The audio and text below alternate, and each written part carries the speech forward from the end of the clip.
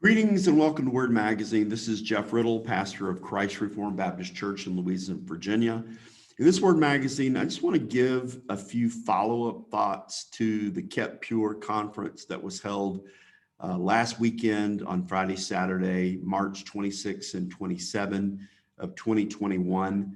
And just wanted to share a few of my reflections on both the travel up there and the conference that was held at the Five Solas Orthodox Presbyterian Church on the topic of the providential preservation of Scripture, that Scripture has been kept pure in all ages. So I just jotted down seven brief thoughts about the conference and from my perspective. So first of all, I enjoyed making the trip up there for the conference. It was the first time I'd ever been in Wisconsin. I flew into Madison, and I'd always heard about Madison, sort of the stereotypical liberal leftist college town, the People's Republic of Madison. And when I flew in, I hadn't had lunch, and I drove into the center of town. And a lot of times when I go to a town I haven't been to before, I'll look up what are the best bookstores. And I saw listed one of the best known bookstores in Madison is one that's called A Room of One's Own. Now, it's sort of known as being a liberal leftist bookstore, but I went to it anyway. Of course, I got there and found out that they were closed to customers. They were just doing books from the counter, but I was able to just look through the window, and of course, it was the window was covered with different quotes from different left-wing types of people. And then, so from the bookstore, I went to the Capitol building. Madison's the capital of Wisconsin, and there's a classic, Capitol building that's there. And there's a street, State Street, where the Capitol building is on one end, and you walk several blocks up and you go to the campus of the University of Wisconsin. So I took that walk up State Street. And along the way, Madison didn't disappoint. There was just about every kind of left-wing billboard, slogan, cause that was being promoted. And then at the end, there's like a plaza, some of the old buildings of the University of Wisconsin. And I didn't realize this, it's on a lake, beautiful lakefront. So I got to visit Madison, Wisconsin. And then the conference was being held in Reedsburg, which is about an hour's drive away. And once I drove out of Madison, I found myself in the Wisconsin countryside, big farms, very neatly maintained farmhouses with big barns and storage buildings for the farming operations. And, it's the prairie. It's very different. The terrain is different than here where I live in Central Virginia. But it was very interesting and, not to disappoint, there were lots of places selling cheese wholesale. Wisconsin's known for cheese. I actually bought some cheese as souvenirs for my kids and my wife when I came home. So anyways, it was an interesting trip.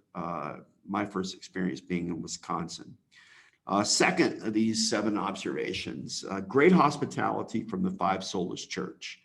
Pastor Christian McCaffrey, they extended wonderful hospitality to us. People in the congregation, provided for our needs. Pastor McCaffrey had me and some other out-of-town guests for supper on Friday evening and enjoyed having fellowship with him and his family. And again, the folk at his church did a great job of hosting this conference. Third, there were a great group of people at the conference who were attending it, who came from all over the country. Pastor McCaffrey was telling me that there were, I think, 70 people outside of their church that had registered for the conference, and there were about 50, 60 people from their church who attended. So there were about 120, 130 people who had registered for the conference. I don't think everybody was there for every session, but it was a good group of people who were there for the conference. And then, as I said, of the 70 people who came from outside, those people came from all over the country.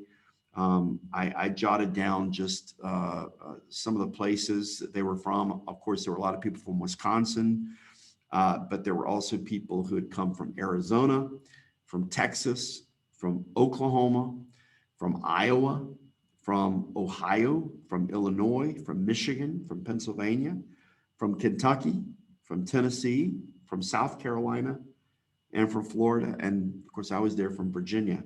So it was kind of reminding me of the conference we had in 2019 in Atlanta when we had it at Robert Truelove's church. There were people who came from all over the country. And, I think, once you have an interest in this topic of reclaiming, retrieving, recovering the traditional text of Scripture, it's just something that that you find very compelling. And when there's an opportunity to come together with like-minded people are willing to travel, they're willing to come. And so it's really encouraging to have the opportunity to meet with like-minded brothers and sisters over the weekend. In addition to diversity of geographically where people were coming from, there were also some diversity in church life. There were Presbyterians. Obviously, it was in an OPC church. There was some PCA Presbyterians who were there also. There were Reformed Baptists who were there. There were independent fundamental Baptists, non-denominational people. So there were all kinds of people who were there from different perspectives. So anyways, great group of people to be together with. Fourth of 7 observations, I got to meet Dr. Edward F. Hill's daughter, Ann Hills Brown. She was there from Des Moines, Iowa, and it was great to be able to meet her and to see her be so glad to see that her father's work has had influence on a new generation of people. And I had the opportunity on Friday night before I started my first lecture. I addressed Miss Brown and was able to say a few words in tribute to Dr. Hills, and I read two verses that were brought to my mind when it was noted that Dr. Hills' daughter was there. And the first one is from Acts chapter 7, verse 22. And Moses was learned in all the wisdom of the Egyptians and was mighty in words and deed. And I noted how Dr. Hills was someone who had, the professional credentials, Ivy League educated. So he had all the learning and wisdom of the Egyptians, we might say. And yet he sort of turned his back on that in order to embrace the traditional text, the confessional text. And then the other verse I read was from Hebrews 11, verse 4, regarding Abel in the Faith Hall of Fame. It says, by faith Abel offered unto God a more excellent sacrifice than Cain, by which he obtained witness that he was righteous, God testifying of his gifts. And then this last line of Hebrews 11:4, and by it he being dead yet speaketh. And I noted that though Dr. Hills has died, has gone to be with the Lord, yet he still speaks through his written works, whether that's Believing Bible Study, whether that's his book on defending the King James Version, or Time and Eternity. I think it's was the original title of it. So it's kind of neat to have the opportunity to meet Ann Brown and to give some honor to Dr. Hills. Fifthly, the lectures. Pastor McShaffrey gave 2 devotional messages on the Coma Ioanneum on 1 John 5, 7, and 8. Did one message Friday evening on 1 John 5, 7. Did another one on Saturday on 1 John 5, 8. And I thought he did a great job. We also sang 2 hymns based on the text of 1 John 5, 7, and 8. That was pretty neat.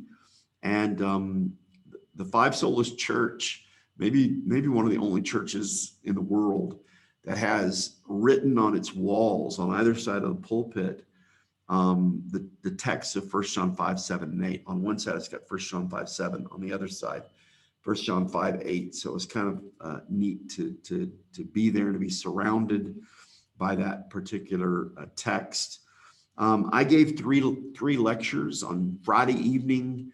I gave a longer lecture, sort of introducing the idea of the Textus Receptus, the received text. I talked about its origins, its inspiration, and then its transmission, and then its preservation, up to the time when it was incorporated into the printed text and thus received a fixed and a stabilized form. And then on Saturday, I did a morning message where I talked about modern challenges to the TR. And I spent some time actually talking about, in particular, the ending of Mark and the woman taken in adultery. Sort of ran out of time. And so in my third session, I took the opening part of it to talk about postmodern challenges to the received text. I talked about the CBGM. And then the last part of it, I did what I had originally intended to do in that third session. I traced 7 so-called myths of modern text criticism. And I think I talked about really in full about the first 3, and I just read the 4th, 5th, and 6th, and then I said a little bit about the 7th. I felt good and felt like I had liberty, particularly on Saturday, to speak to these topics. And then after lunch, we had a question and answer period where basically folks had written down questions, and an OPC brother, Brett Malin, was the convener, master of ceremonies, I guess, and he posed the questions, and I tried to give a response to them. The lectures were professionally video recorded, and as I understand it, they're being edited, and eventually they will be posted on YouTube.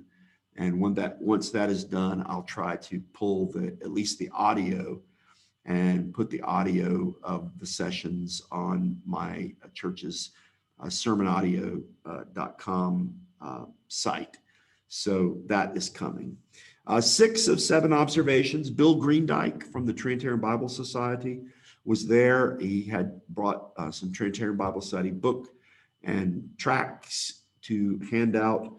And also I met a new acquaintance and friend, David Astudio, who is the new digital media producer for the Trinitarian Bible Society, and he was there to shoot some video.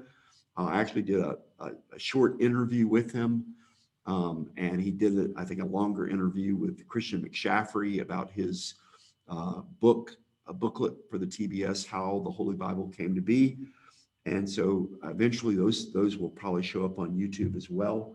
And there were also many other books that were available. Various people had sent Pastor McShaffrey books to give away in the conference, and we had sent 25 copies of the book that I had done on John Owen on Scripture, and those were given away to people who were there. So that was another aspect of the conference, getting some access to good books and tracts and so forth. And then 7th, finally, I could just say overall, it was a very encouraging meeting.